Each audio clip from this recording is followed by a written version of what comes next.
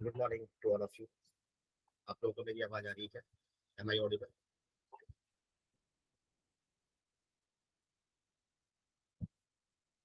एक बार मुझे बता दो, एम आई ऑडिबल?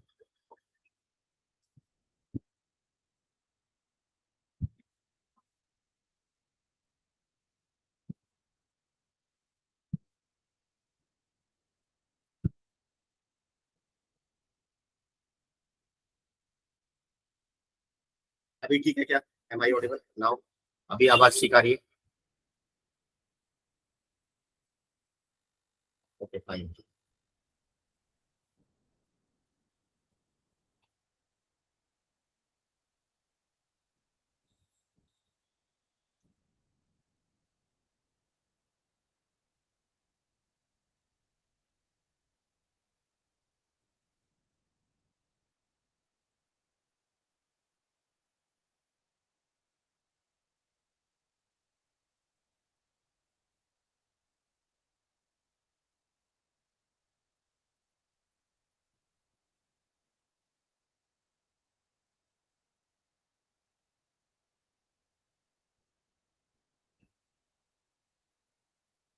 जय हिंद बेटा। ओके जी, चलो स्टार्ट करते हैं। टाइम हो चुका है हमारा। स्टार्ट।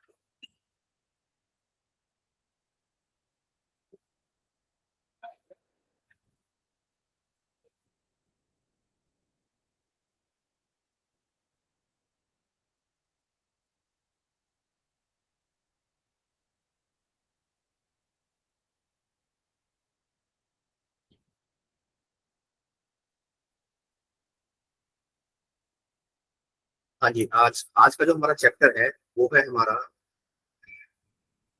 आज हम नया चैप्टर स्टार्ट कर रहे हैं। दैट इज इनवर्स सिस्टम है।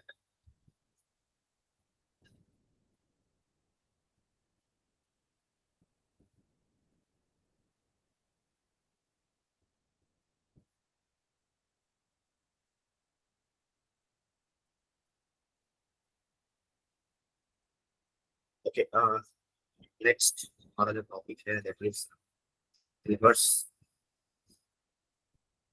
Trigonometrical functions. ठीक है, ट्रिगोनोमेट्रिकल फंक्शंस।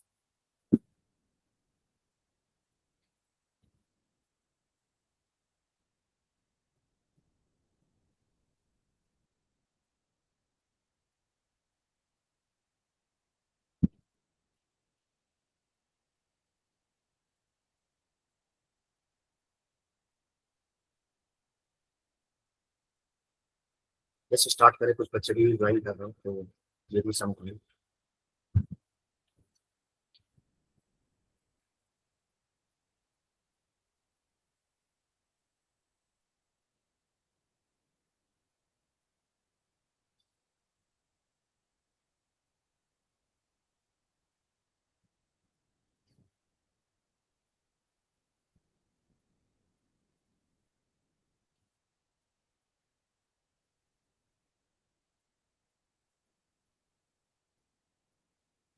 ठीक है, तो ये जो टॉपिक है हमारा इनवर्स ट्रिगोनोमेट्रिकल फंक्शन, ये एग्जामिनेशन पॉइंट ऑफ व्यू से काफी इंपॉर्टेंट भी है।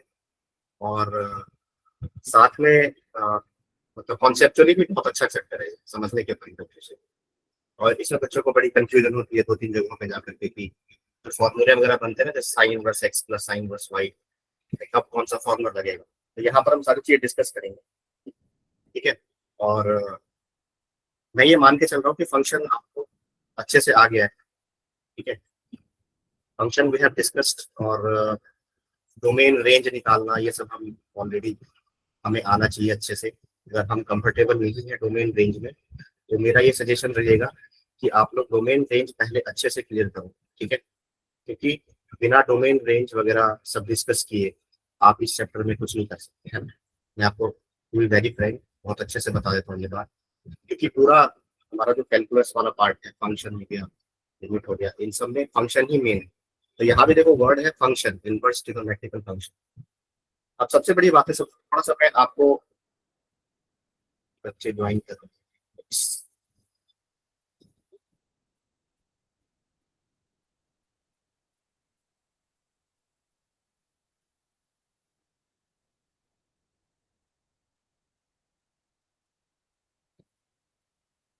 हाँ जी, यहाँ पे जो वर्ड है, एक वर्ड आपको दिख रहा है यहाँ पे, इनवर्स, है ना। तो थोड़ा सा मैं इनवर्स के बारे में डिस्कस करूंगा।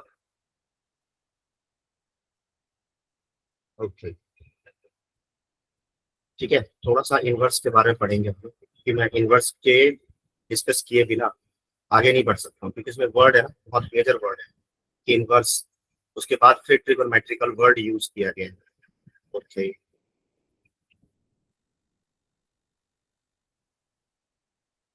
हाँ जी, देखो, तो सबसे बड़ी बात है कि इनवर्स का मतलब क्या होता है। जैसे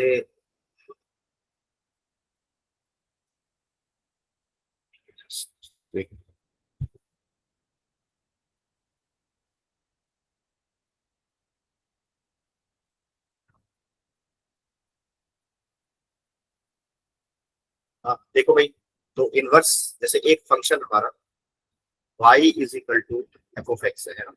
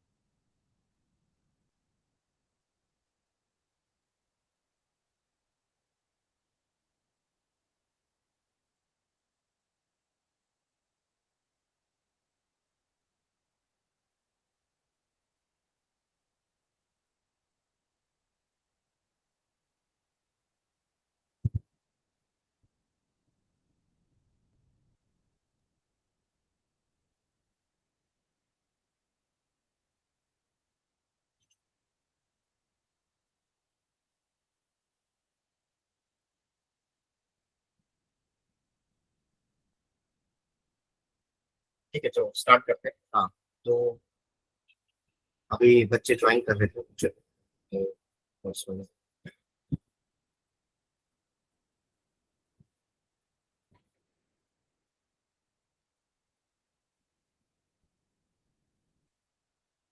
स्प्लिट हम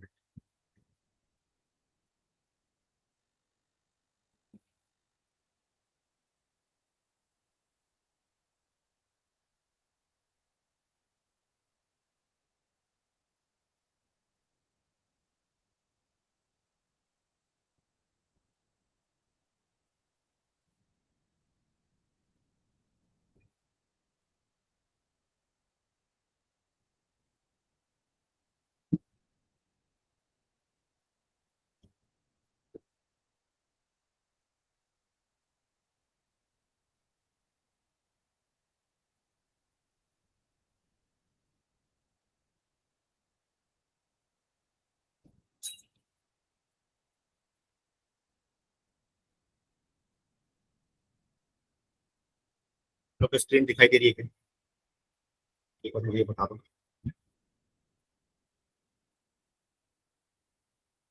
ठीक है, तो बेसिकली,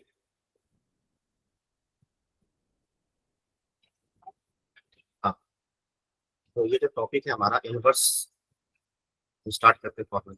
आई होप सारे बच्चे आ गए होंगे। इनवर्स ट्रिगोनोमेट्रिकल फंक्शंस, ठीक है, इनवर्स ट्रिगोनोमेट्रिकल फंक्शंस। तो इसमें सबसे पहला वर्ड जो है वो है हमारा इनवर्स, है इनवर्स। ठीक, तो इनवर्स को डिफाइन करते हैं, तो y is equal to f of x हमारे पास गिवन है। तो इसका जो इनवर्स फंक्शन होगा, इनवर्स, ठीक है, इनवर्स फंक्शन जो होगा उसको हम लिखेंगे y is equal to f inverse x. ठीक है, सबसे पहली बात। दूसरी बात मैं आपको ये मतलब बता देता हूँ कि अगर किसी फंक्शन का इनवर्स पॉसिबल है, बेटा टाइम से ज्वाइन किया तो अभी भी कुछ अच्छे नहीं कर रहे हैं।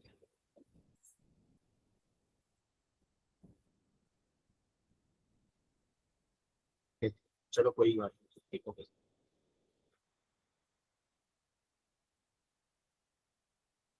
हाँ, तो यहाँ पर हम डिस्कस कर रहे थे कि y is equal to f of x का जो इनवर्स फंक्शन है, ये तभी पॉसिबल होगा जब हमारा फंक्शन कैसा होना चाहिए, one one and onto होना चाहिए। ठीक है, वन वन एंड,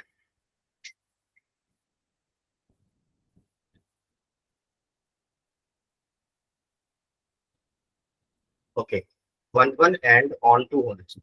ठीक है भाई। अब ऐसा मैंने क्यों बोला? अब वन वन क्या होता है, जैसे अभी मैं सिंपली, क्योंकि ये बहुत, वन वन एक बहुत मेजर टॉपिक है, तो अभी सिंपली तुम बस इतना याद कर लो कि जैसे मान लो कि मैंने कोई ग्राफ बनाया, जैसे ये हमारा कोई ग्राफ है, this is y, this is x. ठीक है, और ये हमारा कोई ग्राफ है। तो अगर कोई हॉरिजॉन्टल लाइन, जैसे मान लो हमने एक हॉरिजॉन्टल लाइन खींचा यहाँ से, अगर इसने एक ही पॉइंट पे कट किया, मतलब एक से ज्यादा पॉइंट पे कट नहीं कर रहा है ग्राफ, तो समझ जाना कि ये जो फंक्शन होगा वो हमारा one one function, one one. ठीक है, ओके। और दूसरा यहाँ पे ऑन टू, ऑन टू क्यों बोलते हैं, देखो जैसे फंक्शन को डिफाइन करने के लिए हम ऐसे करते हैं कि एफ यहाँ पे, f is operating from A to B, मतलब दो नॉन एम्प्टी सेट होगा, जैसे मान लो यहाँ पर ए एक सेट है और इसके एलिमेंट मान लो एक्स वन एक्स टू, पूरा बेसिक्स मैं बता रहा हूँ कि क्यों हो रहा है ऐसा, ठीक है, तो हमारे समझना बहुत इंपॉर्टेंट है। और ये हमारा बी सेट है जिसके एलिमेंट है मान लो Y one, Y two, Y three and four. ठीक है, और फंक्शन हमारा डिफाइन है ए से बी, मतलब ए से बी में डिफाइन है। ओके, तो एक्चुअल में क्या होता है कि ऑन टू होता है क्या, कि मान लो ये तो जो ए वाला सेट है जिसको हम बोलते हैं डोमेन, ठीक है, ये होता है डोमेन। और ये जो सेट होता है दिस इज कॉल्ड कोडोमेन, इसको हम क्या बोलते हैं, कोडोमेन। ठीक है, तो अगर किसी फंक्शन का रेंज और कोडोमेन, मतलब हमने उस फंक्शन का रेंज निकालना, रेंज इसलिए बार बार बोला था कि डोमेन रेंज, तो दो टर्म तो बार बार यूज होगा, हमेशा यूज होगा, डोमेन रेंज, डोमेन रेंज। और ये हमने बहुत अच्छे से डिस्कस किया हुआ है ऑलरेडी। तो डोमेन और रेंज, तो यहाँ पर रेंज की बात चल रही है, अगर रेंज अगर को डोमेन के बराबर हो गया, सही है, अगर तो ये को डोमेन के बराबर हो गया तो समझ जाना कि वो ऑन टू फंक्शन है। ठीक है, अब हमारे पास रिक्वायरमेंट क्या क्या है कि अगर किसी फंक्शन का इनवर्स अगर एग्जिस्ट करता है तो फंक्शन वन वन भी होना चाहिए और ऑन टू भी होना चाहिए। अब तुम बोलोगे ऐसा क्यों? ऐसा इसलिए, इसके पीछे कारण है, देखो भाई, अब मैं थोड़ा लॉजिकली इसको समझाता हूँ कि जैसे मान लो कि ये हमने एक सेट बनाया, ये ए है और ये हमारा बी है। ठीक है, और मान लिया कि ये एक्स वन है, ये एक्स टू है, इसके एलिमेंट एक्स थ्री है, एक्स फोर है। ठीक है, फिर सिमिलरली यहाँ पर भी वाई वन है, वाई टू है, y three, y four and so. ठीक है, अब मान लो कि ये हो गया, इससे कनेक्ट हो गया, ठीक है, ये भी इससे कनेक्ट हो गया, ठीक है, और ये इससे कनेक्ट हो गया, लेट्स से ये इससे कनेक्ट हो गया। ठीक है, ओके। अब तुम ऐसे सोचो कि यहाँ पे हमारा जो फंक्शन है, जो हमारा एफ है,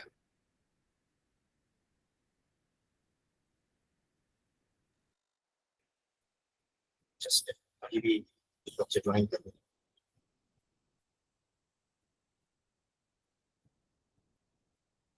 हाँ, तो ए से बी में हमारा जो है फंक्शन डिफाइंड है, मतलब फंक्शन को हमने डिफाइन किया है ए से बी में। ओके, तो ये बात समझ में आना चाहिए। और जो हमारा एफ इनवर्स डिफाइन होगा वो उल्टा होगा, मतलब बी से ए में डिफाइन, अगर इनवर्स एग्जिस्ट करेगा। ठीक है, ये हमें समझ में आना चाहिए। ओके, चलिए।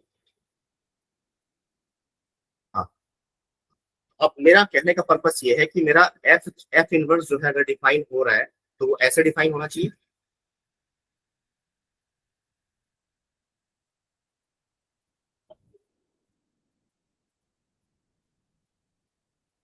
हाँ देखो, ऐसे डिफाइन होना चाहिए।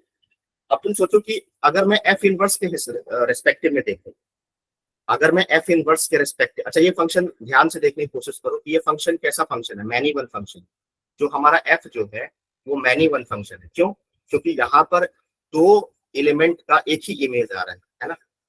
तो इसका मतलब कि ये मैनी वन फंक्शन है। अब मैनी वन फंक्शन है तो एफ इनवर्स में क्या दिक्कत होगी कि एफ इनवर्स एक्स के रेस्पेक्टिव में अगर देखोगे तो y1 से दो एरो निकल रहे हैं, है ना। y1 मैप किसके साथ हो रहा है, यानी कि एक ही एलिमेंट का दो दो इमेज हो गया, x1 x2 भी हो गया। ऐसा ऐसा फंक्शन में होता नहीं है कभी भी। जैसे मान लो कोई फंक्शन हमने डिफाइन किया और सपोज करो कि यहाँ पर अगर ऐसे लिखा है x1 है, x2 है, x3 है, ठीक है। और यहाँ पर मान लो y1 है, y2 है, y3 सपोज करो ऐसे। तो ऐसा अगर किसी ने बना दिया, x1 से y1 भी कनेक्ट हो गया, x1 से y2 भी कनेक्ट हो गया, तो ये फंक्शन होगा ही नहीं। आ रहे समझ? तो वही बात तो यहाँ भी हो रहा है। अगर मैं एफ इनवर्स के रिस्पेक्टिव में देखूं, ये फंक्शन हमारा मैनी वन फंक्शन। अगर मैं एफ इनवर्स के रिस्पेक्टिव में देखूं तो क्या हो रहा है कि y1 जो है वो दो एलिमेंट से कनेक्ट हो गया, x1 और x2 से कनेक्ट हो गया, जो कि पॉसिबल ही नहीं है। तो that's why many one function के केस में हमारा इनवर्स एग्जिस्ट नहीं कर सकते। यहाँ पे समझ में आया। दूसरा केस यहाँ पर देखो, दूसरा केस, अगर मान लो यहाँ पे लेफ्ट हैंड साइड में फंक्शन जो है हमारा एफ, अब मैं एफ की बात करता हूँ तो एफ मेरा ऑन टू भी है। क्यों ऑन टू, क्यों भाई? क्योंकि कोड डोमेन तो यहाँ पर होगा y1 y2 y3 और y4, और रेंज क्या होगा, रेंज होगा y1 y2 और y3। तो यहाँ पर क्या हुआ कि अब तुम ध्यान से देखो कि जब मैं एफ इनवर्स के रेस्पेक्टिव में देखूंगा तो एक एलिमेंट छूट गया यहाँ पे, y4 हमारा छूट गया। मतलब मेरे कहने का पर्पस है, अगर मान लो कोई ऐसा लिखा है, जैसे सपोज करो कोई मेरा फंक्शन डिफाइंड है ऐसे एफ x1 x2 x3 है ना, और इधर भी ये आ रहा है y1 आ रहा है, y2 आ रहा है, y3 आ रहा है ना, सपोज करो। तो हुआ क्या कि ये इससे मैप कर गया, ये इससे मैप कर गया, और एक मिनट, हाँ ये किसी से मैप नहीं हुआ, ये किसी से मैप ही नहीं हुआ। समझ में आ रहा है? तो अगर डोमेन में, मतलब इस डोमेन में अगर कोई एलिमेंट अगर छूट गया, ये एलिमेंट अगर छूट गया तो फंक्शन ही नहीं होगा फिर। आ रहा है समझ? मैपिंग का केस है सारा का सारा ये। तो मेरे कहने का पर्पस ये है कि अगर अगर मैनी वन फंक्शन हो गया और ऑन टू भी नहीं है, मतलब यहाँ पे, सॉरी यहाँ पे हमारा फंक्शन ऑन टू नहीं था, इन टू, सॉरी इन टू, क्योंकि रेंज और कोड में तो बराबर नहीं है। तो अगर मैनी वन फंक्शन और इन टू दोनों ही केस में हमारा एफ इनवर्स एग्जिस्ट कर ही नहीं सकता। अब दूसरा केस मैंने बनाया, देखो भाई यहाँ पे, कि सपोज करो कि मेरा एफ ये रहा, ये मेरा एफ है, ठीक है, जो कि ए से बी में डिफाइंड है, ये मेरा ए से बी में डिफाइंड। तो अब मैं क्या कर रहा हूँ, वन वन और ऑन टू फंक्शन बना रहा हूँ, x1 x2 x3, y1 y2 और ये मेरा b है। तो x1 से कनेक्ट हो गया y1, x2 से कनेक्ट हो गया y2 और x3 से कनेक्ट हो गया y3। समझ में आ रहा है आप लोगों को? तो हमारा फंक्शन जो है वो ऐसे डिफाइन हो रहा है ए से बी में। अब ये वन वन भी है और ऑन टू भी है, क्यों? क्योंकि रेंज और कोडोमेन बराबर हो गया इस केस में। समझ में आ रहा है? तो और वन वन भी है, क्यों? क्योंकि एक एलिमेंट एक ही के साथ मैप हो रहा है। अब अगर उल्टा डिफाइन करोगे, जैसे सपोज करो एफ इनवर्स अगर डिफाइन करोगे, तो क्या दिख रहा है तुम लोगों को कि यहाँ से भी कोई दिक्कत नहीं है। इस बार भी y1 का भी यूनिक इमेज आ रहा है, y2 का भी यूनिक इमेज आ रहा है, y3 का भी यूनिक इमेज आ रहा है, और कोडोमेन और रेंज बराबर भी है। इसका मतलब एफ इनवर्स एग्जिस्ट कर गया, मतलब फंक्शन को डिफाइन होने में कोई प्रॉब्लम नहीं। तो सबसे पहला रूल जो आया हमारा यहाँ पे कि अगर इनवर्स में एग्जिस्ट करना, सबसे सबसे मोस्ट एप्रोप्रिएट बात यही है कि अगर इनवर्स एग्जिस्ट करेगा, कब एग्जिस्ट करेगा? Will exist if function is one one. एक तो वन वन होना चाहिए एंड ऑन टू होना चाहिए, ये बहुत इंपॉर्टेंट बात है, ठीक है, पहला। दूसरा कि f inverse x is not equals to one by f of x, ठीक है, ये बात भी ध्यान रखें। इनवर्स एक फंक्शन है, कोई नंबर नहीं है कि मतलब हमने 5, जैसे 5 का इनवर्स लिखा तो 1/5 लिखता है, ऐसा नहीं है।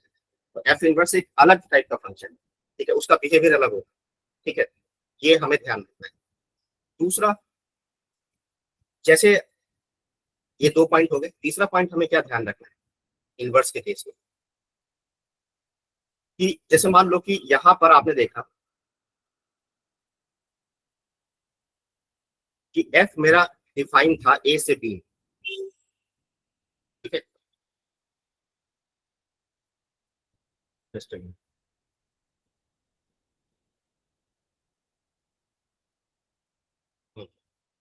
मेरा एफ था डिफाइन ए से बी में, और मेरा एफ इनवर्स कहां से कहां तक डिफाइन हो रहा है, बी से ए में, ठीक है फाइन। अब तुम ऐसे सोचो कि इन दोनों का पोजीशन जो है इंटरचेंज हो गया, मतलब ये यहाँ पे उठ के चला गया और ये यहाँ पे उठ के आ गया, मतलब एक्स और वाई ने अपना पोजीशन इंटरचेंज कर दिया। समझ में आ रहा है क्या? अब मेरे कहने का पर्पस क्या है कि अगर मान लो एफ ऑफ एक्स पे कोई पॉइंट अल्फा बीटा लाई करता है, ये मान लो ग्राफ है इसका वाई बराबर एफ ऑफ एक्स का, मान ली, ठीक है। अब ये सारी कहानी इनवर्स एग्जिस्ट करने के बाद की है। पहले तो हमने ये डिसाइड किया कि इनवर्स एग्जिस्ट करेगा कब, सही है। इनवर्स एग्जिस्ट तभी कर पाएगा जब फंक्शन वन वन और ऑन टू हो। वो मैंने प्रूफ करके दिखाया कि क्यों होना चाहिए वन वन और ऑन टू, क्योंकि वन वन और ऑन टू अगर नहीं होगा तो इनवर्स के केस में हमारा फंक्शन एग्जिस्ट ही नहीं कर सकता, फंक्शन बनेगा ही, तो फंक्शन ही नहीं बचेगा। तो फंक्शन को बनाने के लिए मुझे वन वन और ऑन टू होना ही पड़ेगा, ये पहली बात हो गई। दूसरा बात यहाँ पे मैंने सिखाया कि मान लो यहाँ पर ए और बी का पोजीशन इंटरचेंज हुआ एफ इनवर्स के केस, तो मान लो लेट से हमारा ग्राफ है कुछ ऐसा, एफ इनवर्स एक्स, लेट से ऐसा ग्राफ है। तो अब तुम ऐसे सोचो कि अगर अल्फा बीटा इस पे लाई कर रहा है वाई बराबर एफ ऑफ एक्स पे, ध्यान से सोचो, तो वाई बराबर एफ इनवर्स एक्स के ग्राफ पे कौन सा पॉइंट लाई करेगा, क्योंकि एक्स और वाई का पोजीशन इंटरचेंज हुआ है, तो मतलब ये उठ के यहाँ पहुंच जाएगा, ये उठ के यहाँ पे आ जाएगा, तो मतलब ये पॉइंट हो गया बीटा कॉमा अल्फा। आ रहे समझ?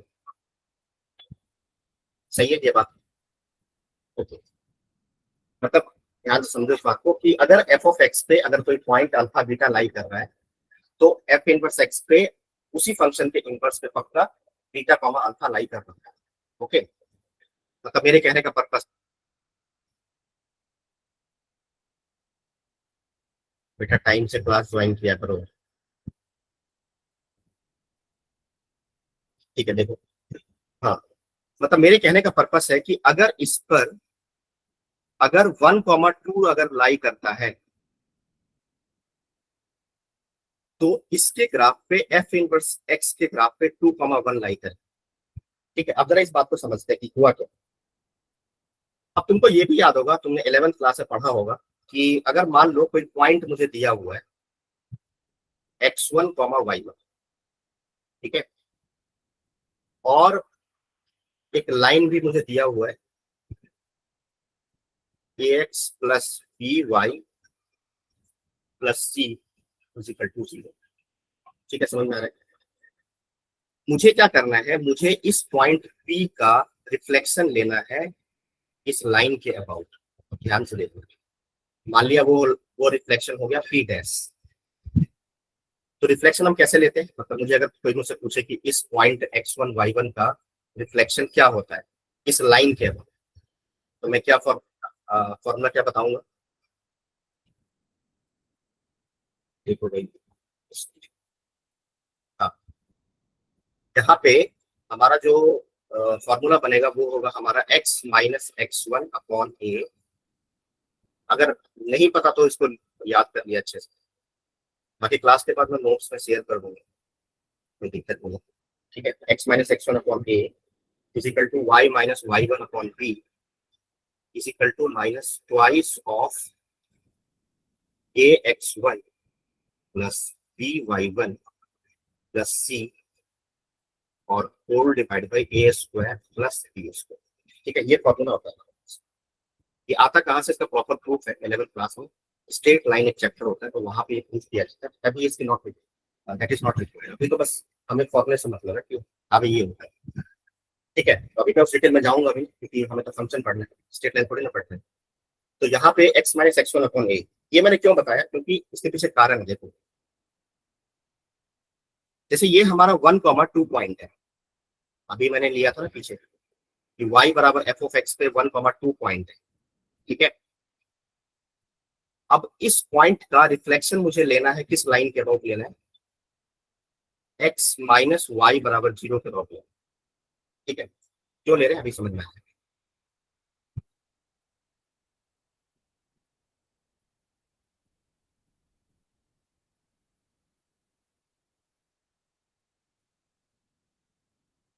हाँ जी देखो, हाँ, इस लाइन के अबाउट लेना है।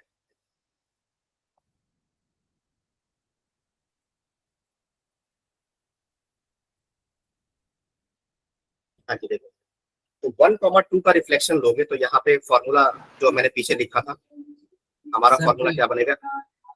sir, please show the last slide. Okay okay fine, yeah this is the last slide.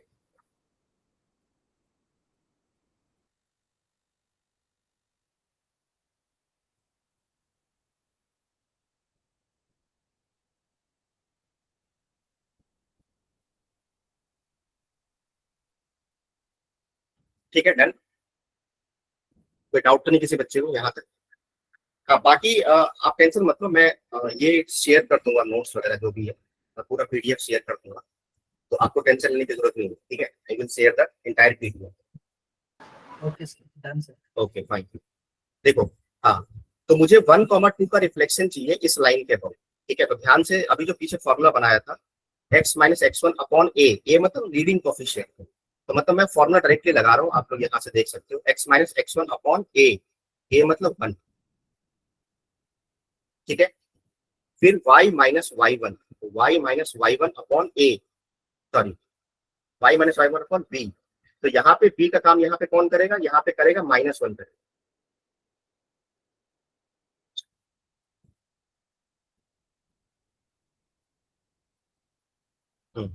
y minus Y one upon b, ठीक है समझ में आ रहा है क्या, is equal to minus twice of A x one, यानी कि 1 इंटू वन,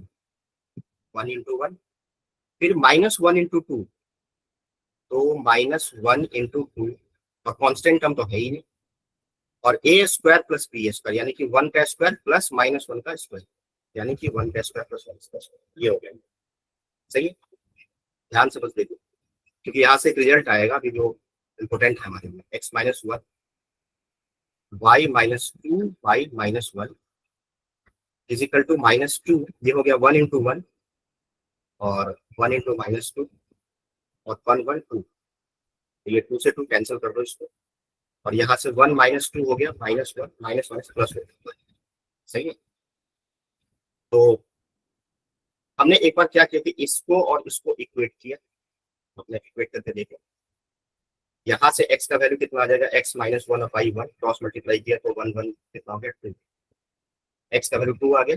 ओके बहुत बढ़िया जी, और जब इसको और इसको इक्वेट किया तो y-2 इज इक्वल टू -1, तो दो में से एक गया 8, तो y का वैल्यू कितना आ गया 1 आ गया, यानी कि इस पॉइंट का जो रिफ्लेक्शन आया 1,2 का जो रिफ्लेक्शन आया,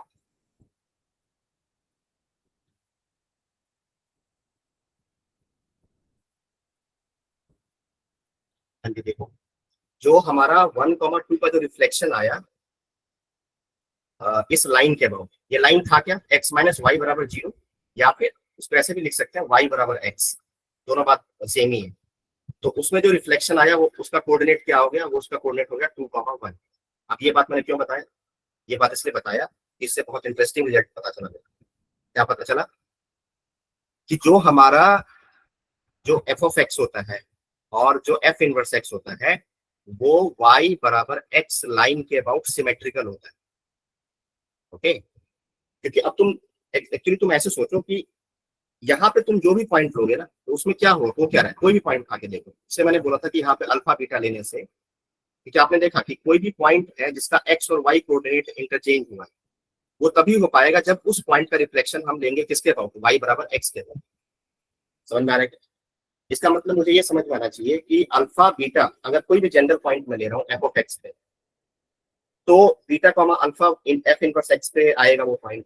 तो अगर किसी फंक्शन का इनवर्स एग्जिस्ट करता है, तो दोनों फंक्शन, मतलब दोनों जो फंक्शन है एफ इनवर्स एक्स और एफ ऑफ एक्स, दोनों y = x लाइन के अबाउट सिमेट्रिकल होगा, ये पक्की बात है। आई होप आपको समझ में आ गया होगा। ठीक है, और इसको याद कर लिया, अच्छे से याद कर, ये हमारा तीसरा पॉइंट है। ठीक है, इस फैक्ट को हम भूलेंगे नहीं। तो अभी मैं इसको बात को लिख देता हूँ समराइज फॉर्म में कि f of x f and f inverse x are symmetrical about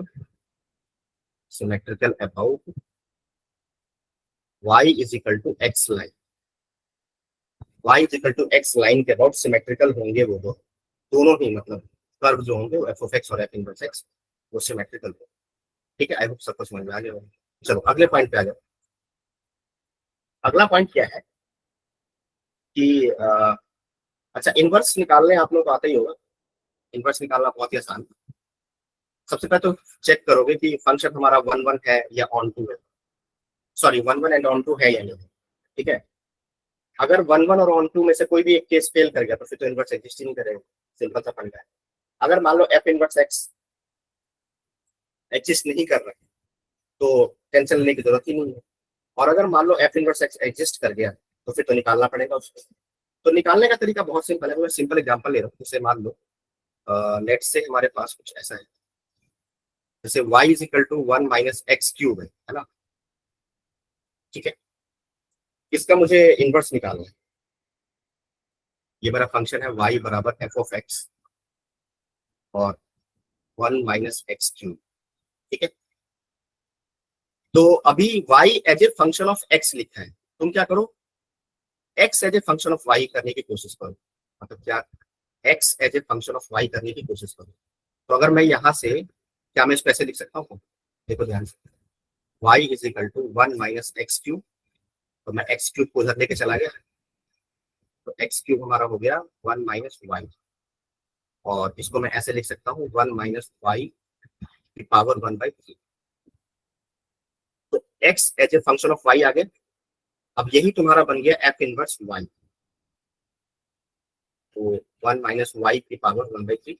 अब लास्ट में इसको x से रिप्लेस कर दो, एफ इनवर्स x हमारा हो गया 1 माइनस, ये हमारा इसका इनवर्स फंक्शन हो गया। ठीक है, ये तो मैंने बहुत ही सिंपल सा एग्जांपल समझाने के लिए बस किया। ये आई होप आप लोगों को आता होगा। ठीक है, निकालने का तरीका मैंने बता दिया कैसे निकालते कैसे, और हर केस में निकलेगा ऐसा कोई जरूरी भी नहीं है ना। जैसे मान लो मैं कल को ऐसा पूछ दूं कि y is equal to x plus sine x, अब तुम इसमें कुछ कर ही नहीं पाओगे। क्यों? क्योंकि इसका इनवर्स हम निकाल ही नहीं पाएंगे। क्यों? क्योंकि अब मैं जितना भी कुछ कोशिश कर लूं, मैं कभी भी x as a function of y लिख ही नहीं पाऊंगा। आ रहे समझ? क्योंकि इसमें दो डिफरेंट टाइप के फंक्शन इन्वॉल्व होते हैं। एक हमारा अलजेब्रिक फंक्शन है और एक हमारा ट्रिग्नोमेट्रिकल फंक्शन है। तो ट्रांसेंडेंटल फंक्शन अगर मिक्स हो गया, मतलब डिसिमिलर टाइप फंक्शन अगर मिक्स हो गया, तो फिर तो उसमें निकालना इम्पॉसिबल है, मतलब नेक्स्ट टू इम्पॉसिबल है। तो फिर भी मतलब जैसे क्वेश्चन तुमसे ये पूछा जा सकता है। ठीक है, देखो हाँ। अच्छा चलो एक और चीज बता देता हूँ यहाँ पे जो कि हम यूज करेंगे कि एफ ऑफ, ये कंपोजिट फंक्शन की बात चल रही है, F of F inverse x ये हमेशा एक्स के बराबर होता है। ठीक है, और दूसरा रिजल्ट हमारे पास ये है कि अगर हमने एफ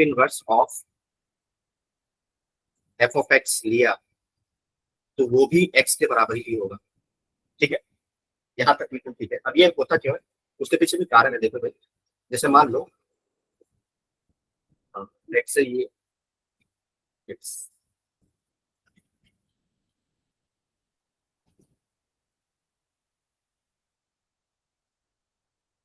देखो जो हमारा a है और ये हमारा b है। ठीक है, ओके, ऑब्वियसली f मेरा ऐसे डिफाइन हो रहा है और जो मेरा f इनवर्स है वो ऐसे डिफाइन हो रहा है। ये हम जानते हैं, ऑलरेडी हम पढ़ चुके हैं ये सब चीज। तो यहाँ पे मान लो अल्फा 1 लिया, अल्फा 2 लिया, या अल्फा 3 लिया, और उसके करस्पॉन्डिंग ये हमारा बीटा 1 आ गया, ये हमारा बीटा 2 आ गया, ये हमारा बीटा 3 है। सही है, ओके। अब एफ इनवर्स के हिसाब से देखो, मैंने इस एक्स की जगह पर, कि एफ इनवर्स वाला फंक्शन, तो मैंने इस एक्स की जगह पर क्या रखा है यहाँ पे, मान लो लेट से मैंने बीटा 1। सही है, तो एफ इनवर्स बीटा 1 मुझे क्या देगा, एफ इनवर्स मुझे बीटा 1 देगा, अल्फा 1 के बराबर आ जाएगा। तो मतलब ये जो आर्ग्यूमेंट है ये एफ के अंदर वाला वो मुझे क्या दे रहा है, एफ ऑफ अल्फा 1 दे रहा है। अब एफ के हिसाब से देखो तो अल्फा 1 का मैपिंग कहाँ पे आ रहा है, अगेन वो बीटा 1 पे चला गया। तो हमने एक्स का वैल्यू बीटा 1 रखा था और ये पूरा ऑपरेशन परफॉर्म करने के बाद भी रिजल्ट क्या आया, बीटा 1 के बराबर ही आया। तो समझ में आ रहा है क्या बोल रहा हूँ, कि मेरे कहने का पर्पस ये है कि अगर F of F inverse x अगर है तो वो एक्स के बराबर ही होगा। और सेम लॉजिक से अब ये तुम खुद से चेक करके देख सकते हो, ये अपने आप चेक करके देख सकते हो यहीं से, यहाँ पर भी F inverse F of x जो है वो एक्स के बराबर है। सही है, ठीक है, इस बात को याद करिए अच्छे से। ओके, हाँ, तो अब जो हमारे काम का चीज है वो ये है, जैसे अभी इन दोनों रिजल्ट का हम यूज करेंगे अभी थोड़े टाइम में इनवर्स ट्रिग्नोमेट्रिकल फंक्शंस में, ये दोनों रिजल्ट अभी आएंगे वहां पे, बट थोड़ा सा डिफर करेगा वहां पे, क्यों डिफर करेगा उसके पीछे भी कारण है, वो सब हम डिस्कस करेंगे। इनवर्स के साथ जब ट्रिग्नोमेट्री मिक्स हो जाएगा तो आईटीएफ बन जाएगा, बट अभी तो फिलहाल हम फंक्शन में डिस्कस कर रहे हैं कि इनवर्स का मीनिंग क्या होता है, इनवर्स क्यों पढ़ रहे हैं, क्या होता है मीनिंग, ठीक है, वो सब कारण हम जानने की कोशिश कर रहे हैं। ठीक है, ओके। अब सपोज करो कि यहाँ पे मेरे पास एक रिजल्ट आ गया कि f of F inverse x, ये हमारा एक्स के बराबर है, ठीक है। और मान लो कि इसका डिफरेंशिएशन मैंने किया, और आपको आई होप कि चेन रूल पता होगा, फिजिक्स में पढ़ लिया होगा आप लोगों ने। तो f of F inverse x पहले एफ इनवर्स एक्स के रेस्पेक्ट में होगा, and then f inverse x का डिफरेंशिएशन होगा एक्स के रेस्पेक्ट में, ठीक है। राइट साइड में तो d x by d x, तो फिर एनीवेज 1 हो गया। अब इस पूरे क्वांटिटी को मैं ऐसे लिख सकता हूँ, F dash F inverse x, और ये हो गया आपका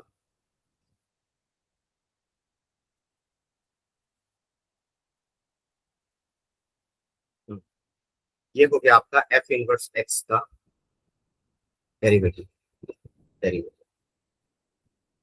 ये हो गया 1 के बराबर। क्या मैं यहाँ से ये लिख सकता हूँ, एफ इनवर्स एक्स का जो डेरिवेटिव होगा वो हमारा हो जाएगा 1 by f dash F inverse x, ठीक है, ओके। अच्छा, इसको ऐसे भी लिख सकते हो कि 1 बाई एफ डैश एक्स और evaluated at x equal to f inverse x, ठीक है।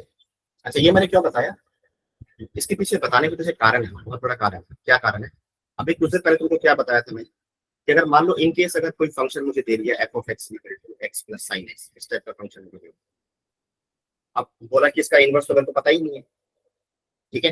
अब उसने बोला कि फाइंड एफ इनवर्स एक्स का डेरिवेटिव, ठीक है, at x is equal to 5, तो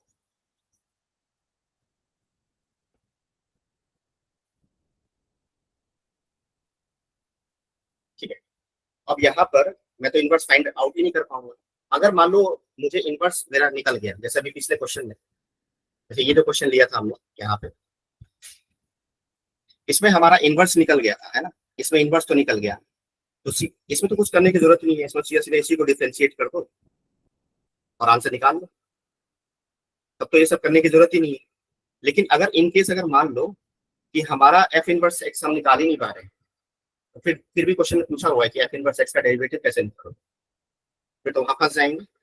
तो यहाँ पर हम क्या करने की कोशिश कर रहे हैं, यहाँ पर हम ये करने की कोशिश कर रहे हैं कि एफ इनवर्स एक्स का डेरिवेटिव तो निकाल रहे हैं, लेकिन किसकी हेल्प से निकाल रहे हैं, वो जरा समझने वाली, वो हम एफ डैश एक्स की हेल्प से निकाल रहे हैं। आई होप सबको समझ में आ गया होगा क्या कहने की कोशिश कर रहे हैं, ठीक है। एनी डाउट, अगर किसी को कुछ पूछना तो पूछ सकता है। हाँ जी, बोलो जल्दी से, किसी बच्चे को कुछ पूछना है। सर ये डिफरेंशिएट कैसे हुआ है? हाँ, डिफरेंशिएट ऐसे हुआ है कि चेन रूल आपने पढ़ा हुआ है क्या, जैसे फिजिक्स में आपने Yes, sir. डिफरेंट, हाँ, तो अब फिजिक्स में जैसे मान लो यहाँ पे F of F inverse x है, हमारे पास कंपोजिट फंक्शन है, ठीक है। तो कंपोजिट फंक्शन में क्या होता है, जैसे चलो मैं इसको नेक्स्ट पेज पे आपको करके दिखाता हूँ। बेसिकली हमने किया क्या, आपको देखने में इससे दिक्कत हो रही होगी ना, क्योंकि एक्चुअल में आपको ऐसे सोचो, थोड़ा सा इसमें दिमाग लगाओ। मैं एफ इनवर्स एक्स लिख ही नहीं रहा हूँ, ठीक है, मैं इसको जी ऑफ एक्स लिख रहा हूँ। मतलब मैं यहाँ पे ये कहने की कोशिश कर रहा हूँ कि जी ऑफ एक्स जो है वो एक नया फंक्शन है, और वो फंक्शन जो ओरिजिनल फंक्शन था उसका इनवर्स फंक्शन मुझे गिवन है, ठीक है। अब सपोज करो कि मुझे इसको डिफरेंशिएट करना है, ठीक है, बात समझ आ रही है आपको? तो d y by d x आप डिफरेंशिएट कैसे करते हैं, जैसे कल को मान लो मैंने आपको एक फंक्शन दिया sine of L N X, इसको डिफरेंशिएट करना है, तो ऑफ कोर्स ये कंपोजिट फंक्शन, तो कंपोजिट फंक्शन का डिफरेंशिएशन आपने फिजिक्स में सीखा होगा कि डी साइन, वैसे तो मैथ्स में भी मैं सिखाऊंगा अभी जब हमारा कॉन्टिन्यूटी, क्योंकि फिजिक्स में जो आपने सीखा है ना वो तो एक 1% भी नहीं है, वो तो पूरा तो मैथ्स का पार्ट है। तो यहाँ पे साइन का जो आर्ग्यूमेंट है उसके रिस्पेक्ट में पहले करते हैं, मैं दोबारा रिकॉल करके बताता हूँ, फिर उसके बाद इसको यहाँ लेके चले जाते हैं, और फिर इसका जो आर्ग्यूमेंट होता है उसके रिस्पेक्ट में करते हैं। क्या वही काम यहाँ भी हुआ हमारा, कि जैसे हमारा f of g of x है, तो पहले हमने f of g of x, फिर उसके बाद हमने क्या किया, जी ऑफ एक्स मतलब इसका जो आर्ग्यूमेंट है, एफ का जो आर्ग्यूमेंट है उसके रेस्पेक्ट में पहले किया, फिर इसको उठा करके यहाँ पे लेकर के आ गए, और उसके बाद इसको एक्स के रेस्पेक्ट में करके, सही है। तो अब पीछे देखो, यहाँ पर मैंने कुछ भी नहीं, यहाँ पे एफ इनवर्स एक्स लिखा मतलब जी के जगह पे, तो मैंने क्या किया कि एफ इनवर्स एक्स को पहले, sorry, F of F inverse x को पहले एफ इनवर्स एक्स के रेस्पेक्ट में डिफरेंशिएट किया, आर एस वन, ठीक है। और उसके बाद हमने क्या किया कि एफ इनवर्स एक्स को यहाँ पे उठा के लेके मैं चला गया, और उसको उसका जो आर्ग्यूमेंट था वो एक्स था, तो उसको एक्स के रेस्पेक्ट में डिफरेंशिएट कर दिया, और राइट हैंड साइड में हमारा dx था, तो dx मतलब x के रेस्पेक्ट में डिफरेंशिएट किया, तो dx बाई dx तो 1 के बराबर हो गया। तो यहाँ से फाइनली अब ये जो क्वांटिटी है तो पूरा डिफरेंशिएशन है, ये तो मतलब इसको मैं एफ डैश लिख सकता हूँ, जैसे कहीं पर ऐसे लिखा है कि f of g of x, ठीक है, और इसको मैंने जी एक्स के रिस्पेक्ट में डिफरेंशिएट किया। इतना लिखने के बजाय मैं इसको ऐसे भी लिख सकता हूँ, क्या लिख सकता हूँ, एफ डैश जी एक्स, या ऐसे भी लिख सकता हूँ कि f of g of x, ठीक है, उसका होल डिफरेंशिएशन।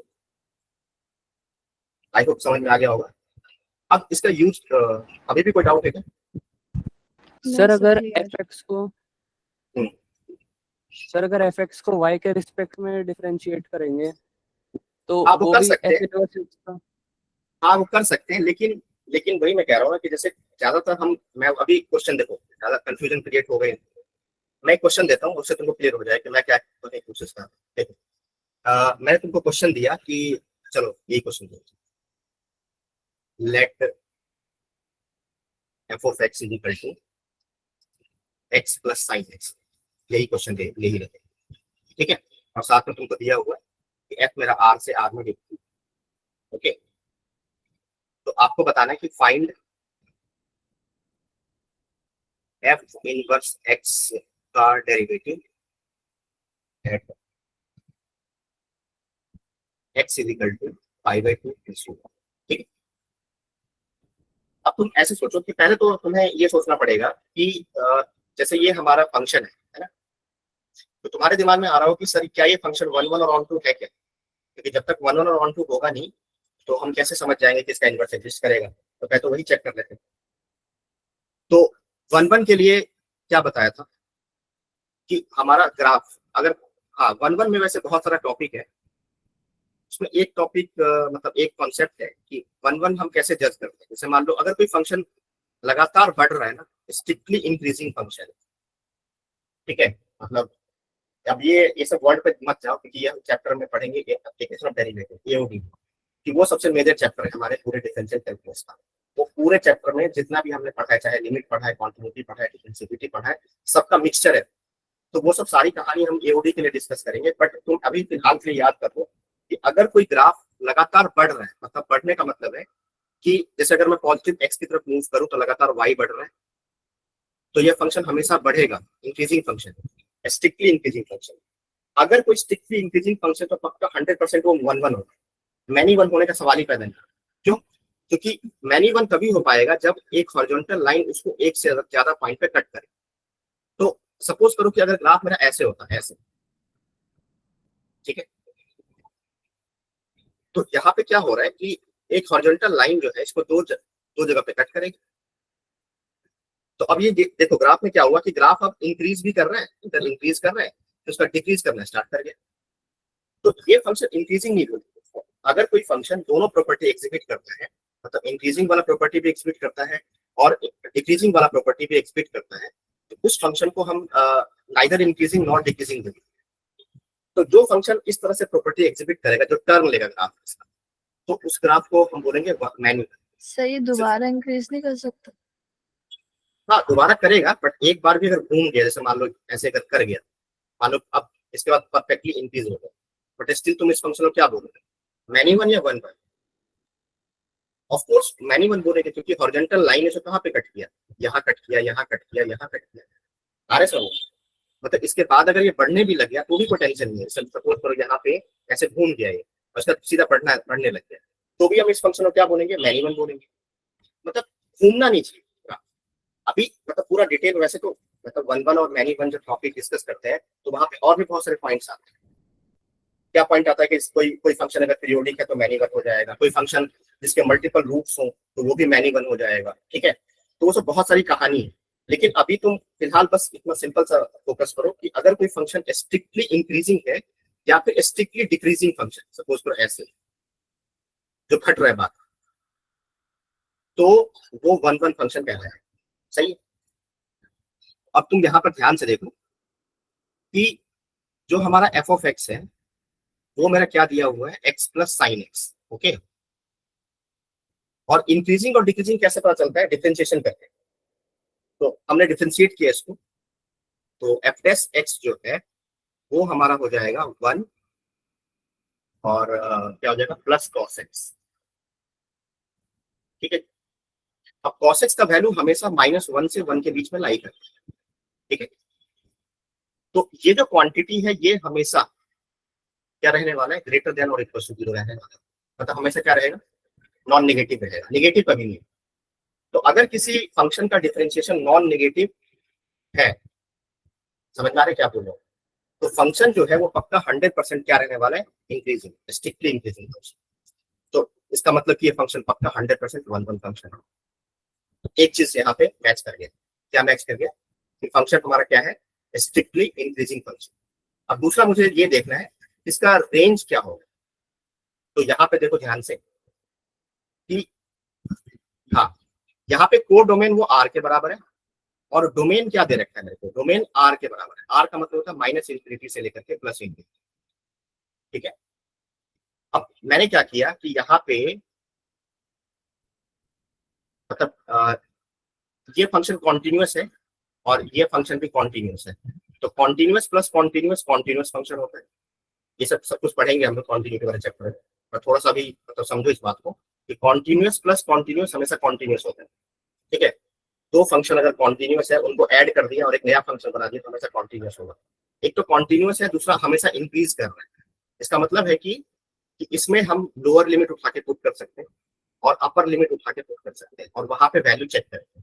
तो मान लो यहाँ पर -∞ हमने पुट किया, अब पुट तो कर नहीं सकते तो हमने लिमिटिंग वैल्यू निकाल दी। तो अगर मैं यहाँ पर -∞ पे कैलकुलेट करूंगा तो साइन एक्स का वैल्यू हमेशा -1 से 1 के बीच में लाई करता है, ये हम जानते हैं ऑलरेडी। अब ये जो क्वांटिटी है ये कहाँ की तरफ जा रहा है, -∞ की तरफ।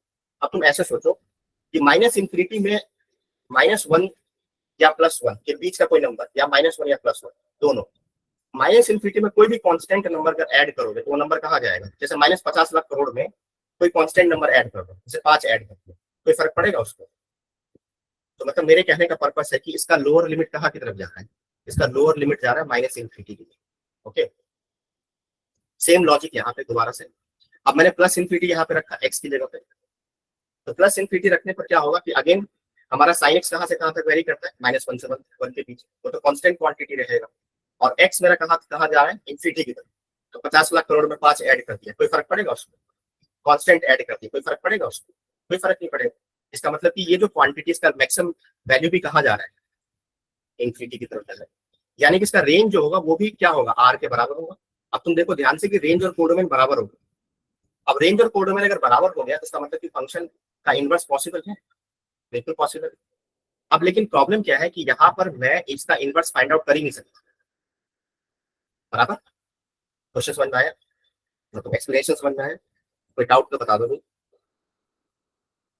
1 घंटे की क्लास में थोड़ा सा टाइम का थोड़ा कॉन्स्टेंट होता है, तो बहुत चीज डिस्कस कर भी नहीं सकते, बट मुझे थोड़ा बहुत रफ आइडिया दे दो कि आप लोगों को इतना समझ में आया, एक्सप्लेनेशन समझ में आया।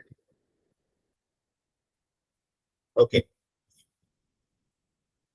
ठीक है, तो यहाँ से अब उसने तो क्वेश्चन पूछा हुआ है, क्वेश्चन उसने क्या पूछा हुआ है, क्वेश्चन उसने ये पूछा हुआ है कि आप तो मेरे को ये बता दो कि एफ इनवर्स एक्स का derivative at x equal to pi by 2 plus 1 पे बताओ। अब यहाँ पे तो फंस गए, यहाँ तो मैं इनवर्स फाइंड आउट ही नहीं कर पा रहा हूँ, फिर क्या करें।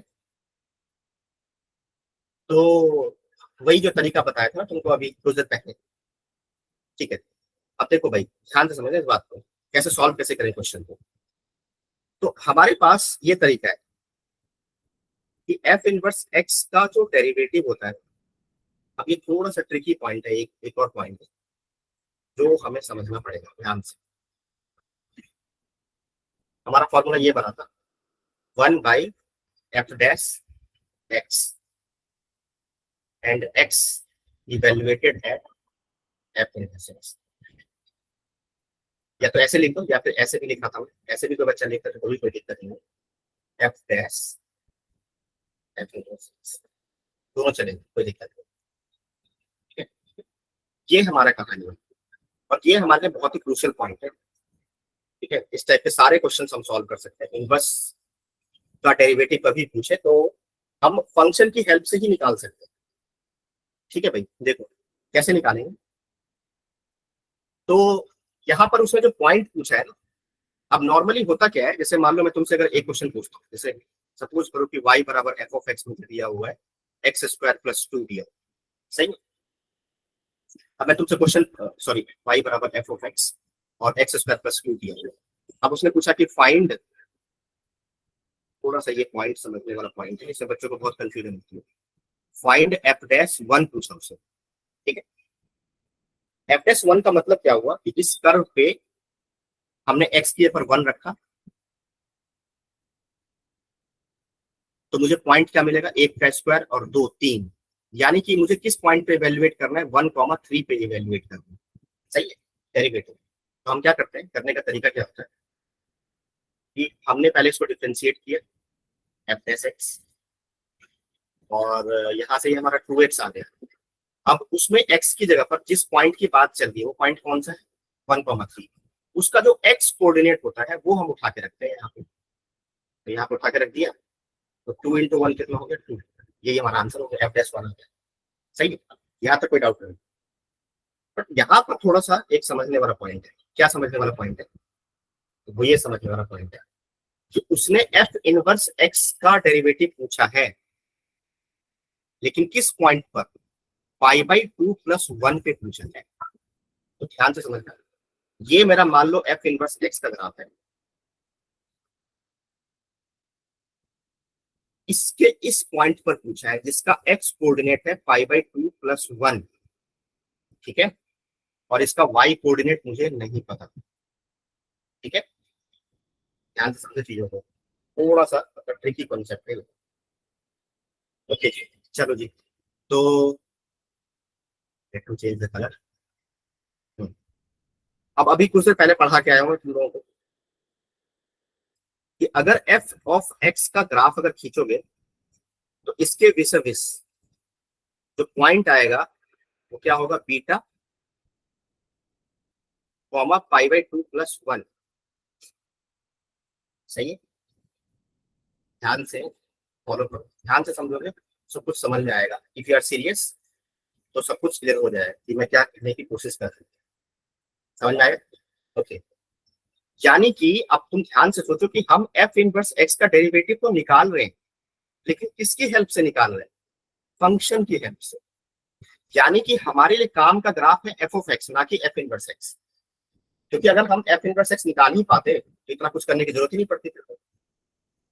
तो फंक्शन पे हमें किस पे फोकस करने की जरूरत है, एफ ऑफ एक्स पे। तो एफ ऑफ एक्स पे जो पॉइंट मुझे मिला उसका वाई कोऑर्डिनेट जो है वो पाई बाई टू प्लस वन है। अब वाई बराबर एफ ऑफ एक्स होता है, ये हम जानते हैं। तो इस वाई की जगह पर हम क्या रखेंगे, pi by two plus one रखेंगे। Okay, pi by two plus one हमने रखा और इसको इक्वेट किया एक्स प्लस साइन एक्स के बराबर। समझ में आ रहा है क्या? ठीक है, तो यहां से x का जो वैल्यू आएगा वो अभिटन ट्रायल वाला मेथड लगाओ। यहाँ पे पाई बाई टू रखोगे x की जगह पे, तो पाई बाई टू, यहाँ पे sine pi by to one हो गया, तो दोनों बराबर हो गए, लेफ्ट हैंड साइड बराबर राइट हैंड साइड। तो x का वैल्यू कितना आ गया, पाई बाई टू। समझ में आ रहा है क्या? तो यानी कि x बराबर पाई बाई टू हो गया हमारा, यानी कि जो बीटा जो आया वो पाई बाई टू हुआ। ठीक है, तो यहाँ पर अब जो एफ डेस एक्स, एफ इनवर्स एक्स का डेरिवेटिव जो आएगा वो हमारा हो जाएगा, ये हो जाएगा, क्या हो जाएगा भाई, one by f dash x. समझ में आ रहा है क्या, one by f dash x. अब एफ डैश एक्स मुझे पता है क्या है, वन प्लस कॉस एक्स। ठीक है, बट इसमें एक्स की जगह पर क्या रखना है मेरे को। वैसे तो यहाँ पे हमने देखा था कि एक्स का एक्स को मतलब इस पॉइंट का एक्स कोऑर्डिनेट रखा था, बट यहाँ पे कौन सा कोऑर्डिनेट रखना पड़ेगा, वाई कोऑर्डिनेट। क्यों, क्योंकि एफ इनवर्स एक्स का जो वाई कोऑर्डिनेट है वो एफ ऑफ एक्स के लिए एक्स कोऑर्डिनेट बन जाता है। ये थोड़ा सा एक ट्रिकी पार्ट है। जनरली क्वेश्चंस में क्या होता है कि नॉर्मली हम एफ डेस एक्स निकालते हैं, मतलब कंफ्यूज नहीं होना, मैं मतलब एक बार मैं समराइज कर देता हूँ।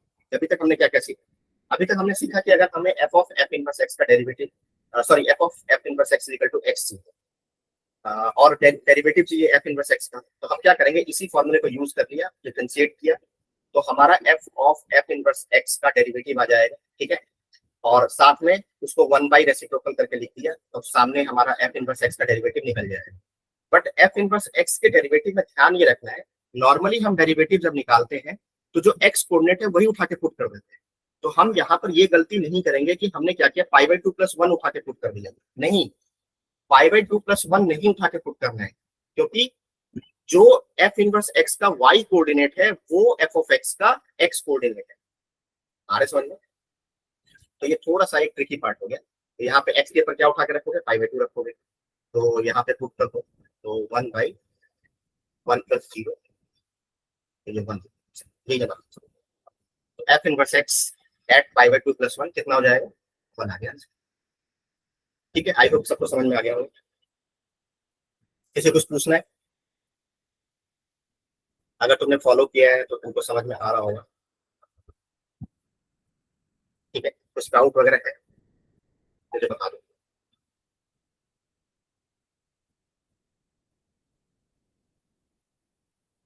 हाँ जी बोलो।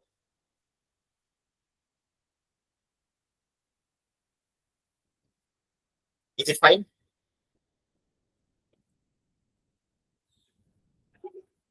एक बार आप मुझे बता दोगे तो मुझे आसानी होगी। कुछ पूछना है किसी को? Okay, no doubt. बाकी और किसी बच्चे को?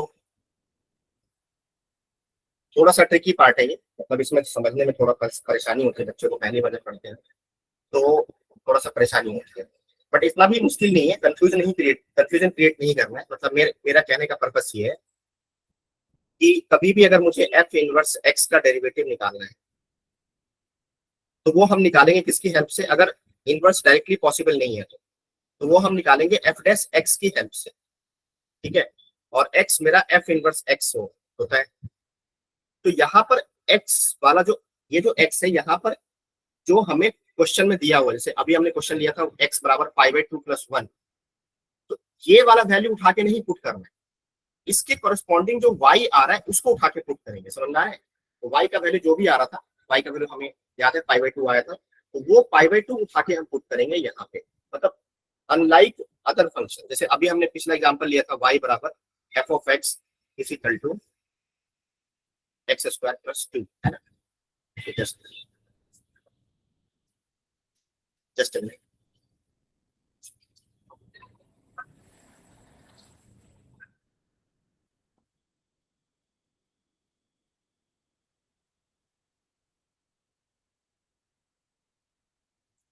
ठीक है, समझ में आया? तो जैसे अभी हमने y बराबर एफ ऑफ एक्स, अभी तुमसे क्वेश्चन पूछा कि find F dash one. F dash one में तुम क्या करते कि इस पे हमें पॉइंट क्या मिलता, 1,3 मिलता। तो हम नॉर्मली क्या करते हैं, डिफरेंशिएट कर देते हैं, एफ डैश एक्स निकाला तो हमारा 2x होता है, और इसमें x की जगह पर ये वाला x कोऑर्डिनेट ही रखते हैं। बट ये याद रखना है कि x बराबर 1 ही रखेंगे नॉर्मल केस में, लेकिन इनवर्स का जब भी डेरिवेटिव निकालना होगा तो वहां पे x की जगह पर, इस वाले x की एफ डैश एक्स में x की जगह पर x कोऑर्डिनेट न रख के क्या रखेंगे, y कोऑर्डिनेट। बट ये याद रखो, तो गलती कभी नहीं होगी। I hope I have clear it. हाँ जी बोलो, कोई डाउट, किसी बच्चे कुछ पूछना है?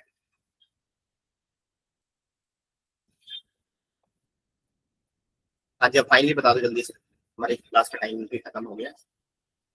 ओके फाइन, ठीक है, चलो तो फिर नेक्स्ट क्लास में मिलते हैं आपसे। मेरी क्लास अभी बाकी, आप लोग एक बार रिवाइज कर लो उसको, और फिर नेक्स्ट क्लास में हम लोग इसका एक कंटिन्यू करेंगे। तो अभी अभी मैंने इनवर्स का मेरा कंप्लीट नहीं हुआ है, इनवर्स के साथ मैं और भी चीजें डिस्कस करूंगा। उसके बाद फिर जाकर के मैं ट्रिगोनोमेट्री में मिक्स करूंगा इसको, और जब ट्रिगोनोमेट्री मिक्स हो जाएगा तो जाकर के आपको समझ में आएगा कि ऐसा क्यों होता है। ओके, तो थैंक यू सही बच्चों।